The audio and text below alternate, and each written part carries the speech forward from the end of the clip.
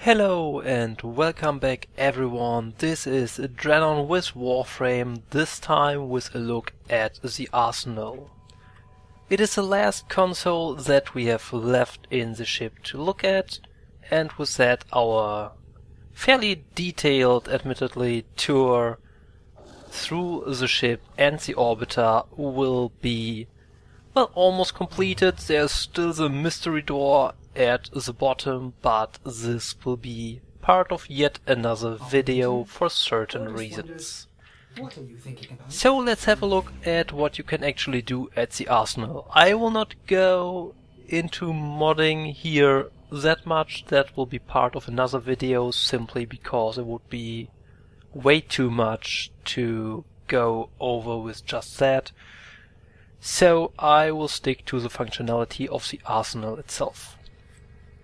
So when you look at the arsenal, what you can see right away is there is quite a lot of fields that you can choose from and quite a lot of things to click on. As you can see, pretty much all of the screen is used for something. So let's start with the essentials. The Tenno Loadout to the left, that has your Warframe, your primary weapon, your secondary weapon and your melee weapon.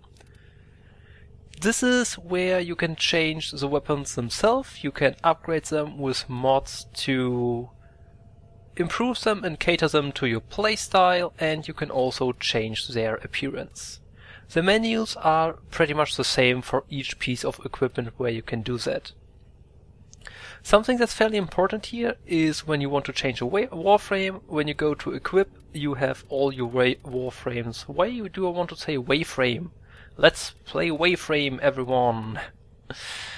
So you can see all the Warframes that you have available, and the ones that you do not have available will still be listed with the platinum price on them if you want to buy them directly from the market. Mind you that you cannot buy prime Warframes directly from the market, you have to farm them in the void, trade them with other players, or buy the current Prime Access pack in order to get them. So one thing that's to be noted here is when you change your Warframe, it will show you a quick summary of the change of the basic stats at the bottom right, which is great. So you can, for example, see my current frame is Ash Prime. If I were to instead go to Atlas, I would say that I have less shields, I have more power, I have less health and way more armor. So this is a neat little feature that will show you the different right away. Of course, it does not show you any comparison of their abilities, because that makes no sense at all to make a direct comparison there. Same thing goes for all the weapons. When you choose another weapon, it will show you how your stats will change compared to the one that you have equipped, which is simply great. And what is important to notice, and what is important to note, is that the stats shown are always the base stats without taking mods into account. So that means if I were, for example, to compare the Soma Prime to the Soma, the base stats get compared, not the ones that the weapon has after all the mods have been installed. So that's really a nice little feature that they put in there, and it's really helpful to compare your gear directly and to make sure that you know what you're actually gonna go into combat with. For a quick look at the upgrade screen, this is where you put your mods into your frames and weapons. They all look fairly similar, you can see the slots here. Let's go to another configuration real quick. For each piece of equipment you have 3 different configurations available. You do not have to unlock those, and those will be saved. And the purpose of those is that you can quickly switch between configurations depending on what you need this loadout for. So this is what an empty loadout looks like. All the mod slots are empty and you can put stuff in there. As I said, I will talk more about the actual modding in another video. So this screen is fairly similar for each pieces of equipment that you can put mods in. The amount of mods will vary depending on the piece of equipment, but that aside, they all work the same. You just take a mod from the bottom and drag it to the slot where you want to have it. And also, when you install a mod, it will show you how the stats of the piece of equipment change right away on the left side. So you can see, for example, since I removed all the mods, all my stats will go down the drain pretty much and will be lowered substantially. Some other things that are to be noted are the buttons at the bottom. The tutorial is fairly obvious, the back button is obvious. Remove all, you just saw me see that. It will take all your mods out of the current configuration. When you click on mods, it will take you to the mod console with all the mods that are installed in the focus, so that you can then fuse a mod that you have currently installed and do not need to do that by hand, so that's fairly handy to do that directly. And then you have a button Actions over here that is used to auto-install mods. I can show you that really quickly. Let's go to the empty configuration C. Let's make that empty again.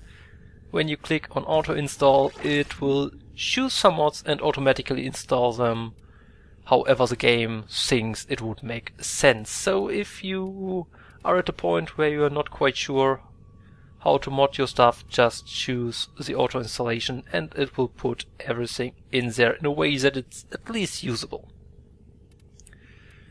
And what you can do aside that in the Actions tab is you can upgrade your gear, which doubles its mod capacity and will use an Orokin reactor for frames and companions, and also for arc wings, and a catalyst for weapons. You can add a polarity slot, which will reset the item to rank 0, but add a polarity to a slot. What polarities do, I will talk about in the video about modding. You can swap the position of polarities, which is important for weapons to gain certain elemental damage combinations, and you can install a lens in the piece of equipment.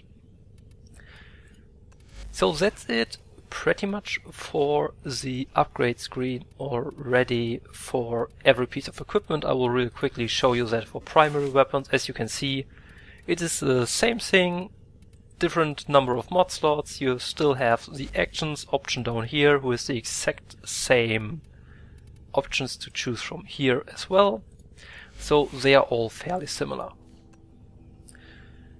To have a really quick look at the appearance options, you can change quite a bit here. You can change the colors of your piece of equipment. Again, that goes for everything that you can wear. It counts for your sentinels, for your kubros, for your weapons, and for your warframe alike. You can change the helmet of your warframes out of the various selections that you have available. You can change the skin of your warframe if you have others available, and if there are any. Obviously, when a warframe has just been freshly released, it is unlikely that there will be alternative skins available for them right away. What is worth noting is that some skins can look vastly different from the original. And I will show you that real quickly by changing to Trinity, who got a new skin really recently. So when you look at that, this is Trinity with her immortal skin, and when I go to appearance, this is her new deluxe skin. So as you can see, the whole model changes a fair bit in that case.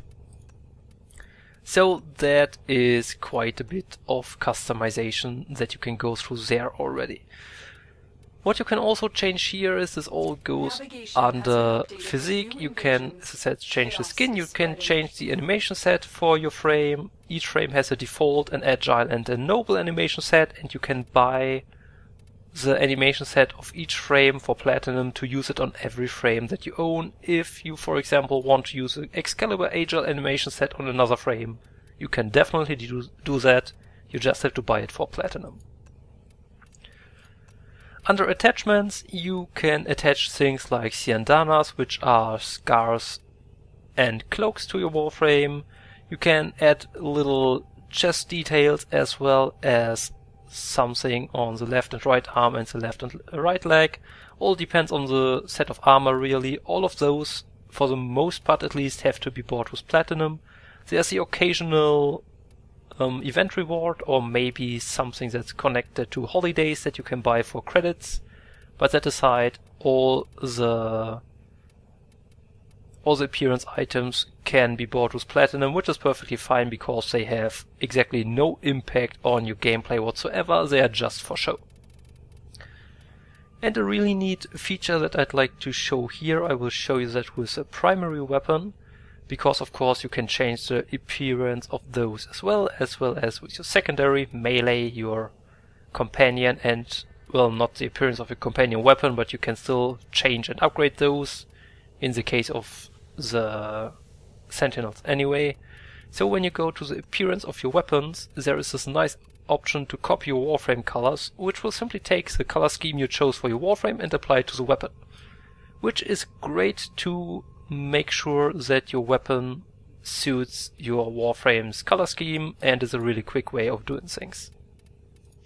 And also you can set it back to default and you can just apply a random color combination, which you can see can lead to some fancy results. I might actually have to do that. Okay, oh my god, that's so terrible that I will actually use it, I think. For a bit anyway. I can blame the game for using that.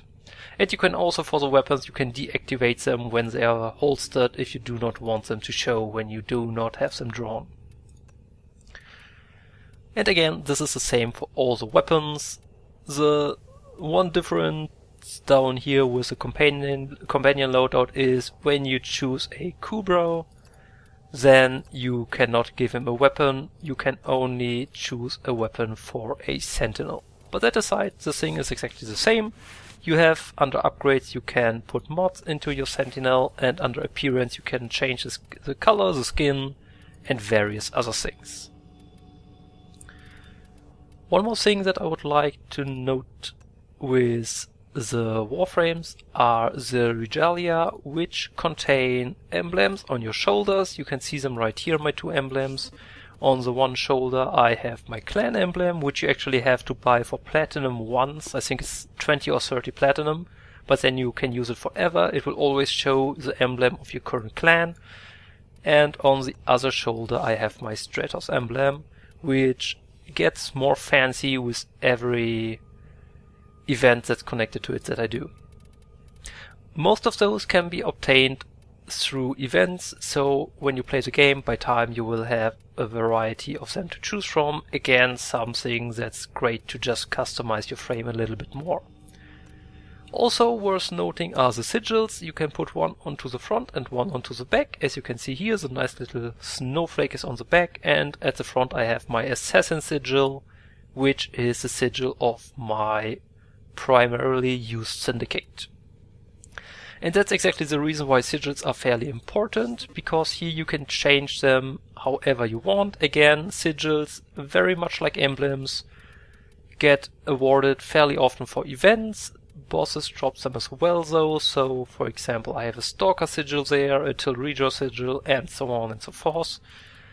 But it is also important that here you equip the sigil for the syndicates that you want to collect standing for by just playing missions. And it will also show you how much extra standing you will gain for that sigil. The syndicate sigils are marked with a little syndicate flag symbol at the top right, so that you can at least easily spot them between all the others. Unfortunately, the sigils don't tell you which syndicates they belong to, so you kinda have to memorize that, but since most of the syndicates have fairly unique styles to themselves, by time you will figure it out which of the sigils you own belongs to which syndicate.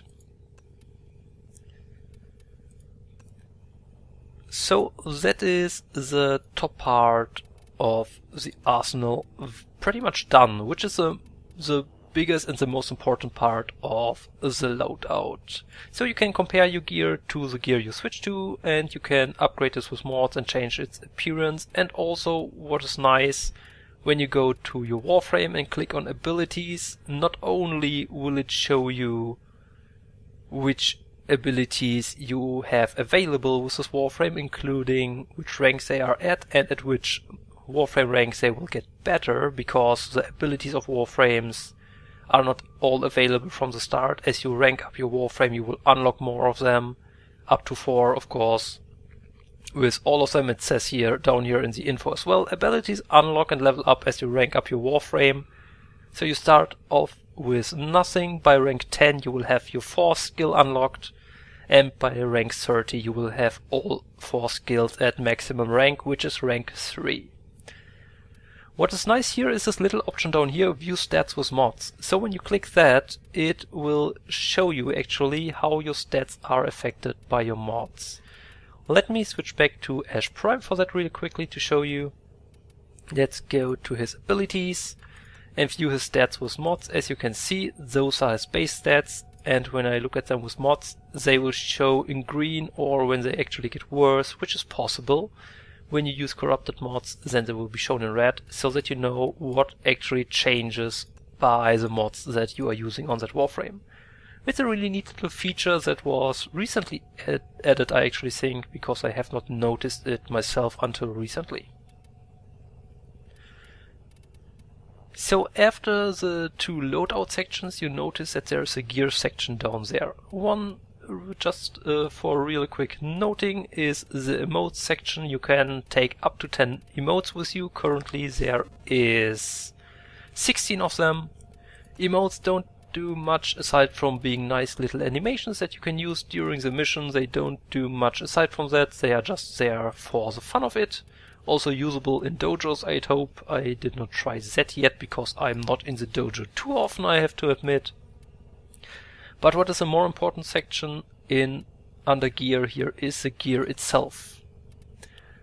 You have 8 slots here where you can put various consumables that you can take with you into the missions, which contains stuff like the air support charges and the team restores, which I talked about a bit when I was doing the video on the Foundry, but also the corrupted dragon keys, fireworks are there as well, the kinetic siphon traps, which are connected to a certain NPC sort of in the relay. I will talk about that more when I get there, as well as the synthesis scanner, and really all sorts of things that are in the game that can be consumable or that are consumed by use or do once per mission will go here and use up 1 gear slot for this mission. So this is something that you won't have to worry about too much initially, but as you play the game more, you might want to look at that and see what makes sense to take with you for missions.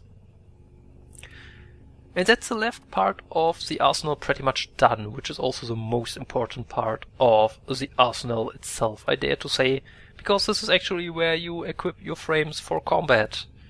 And this is, in the end, half of what this game is about. You may have noticed that at the top here there is a couple of labels.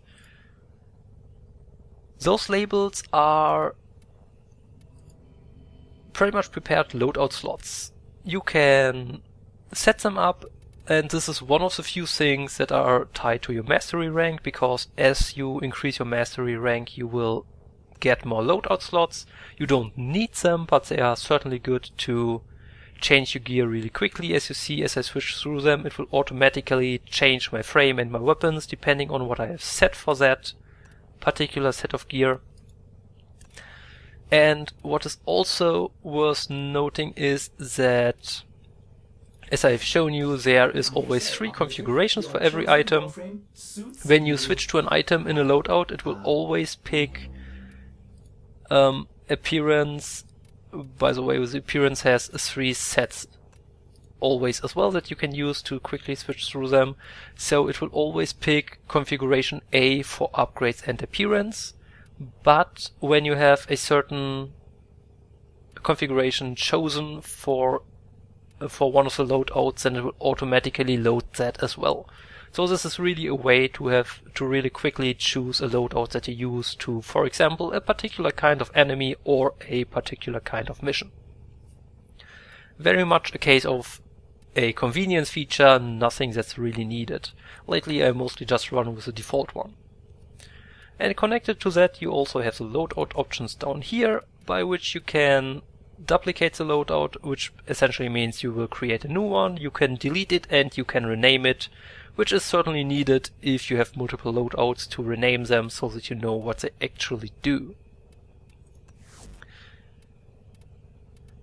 that is it for the almost all of the arsenal, pretty much. You may have noticed that down here there is this select mode button.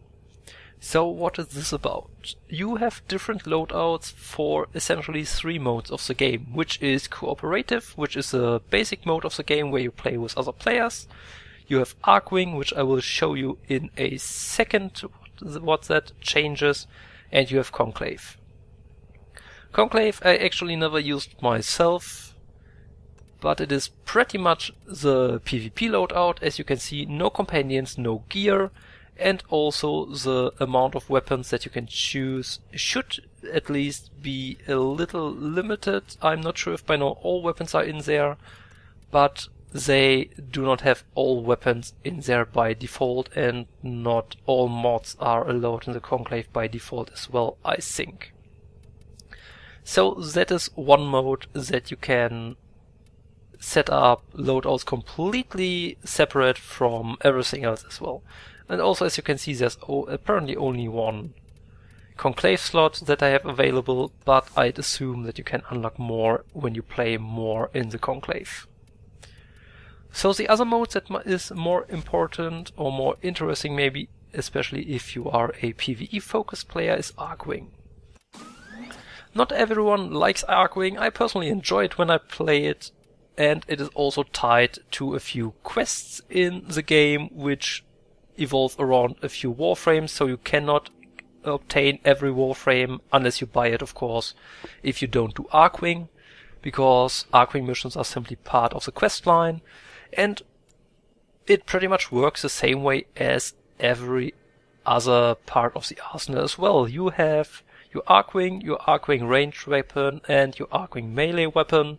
You can change to a different Arcwing, which is essentially your space frame, if you want to call it that. And you can upgrade this with different mods, and the same goes for the weapons as well. So nothing really out of the ordinary here. It is just a different mode with different equipment, but that aside, it works exactly the same as the cooperative mode, the default mode. And that's pretty much it for the arsenal, really. That's all the things that you can do here. As I said, I will make an extra video on modding simply because there's a lot of things to watch. But that aside, that there is nothing more that you can do here really, but it's still one of the most important consoles in the ship, in my opinion, because without this you could not prepare for combat. So the arsenal is where you go if you want to change your loadout, and if you want to see how a certain weapon fares compared to another one, or a frame compared to another. So this is now all of the consoles in the ship and orbiter done, and I hope that you could get some helpful information out of that. This was me, Drennon, with for the consoles last part of the tutorial. There will be many more to come, be sure about that. I already said that I will do one on modding, and I will probably do a couple others, so if you do not want to miss those, don't forget to subscribe to my channel. If you liked the video and found it helpful, give me a thumbs up. If you think that I totally suck and should not do this anymore, give me a thumbs down. In which case you probably will not be watching this video anymore anyway. So I hope that I will see all of you next time again, and that I wish you a good day. Bye!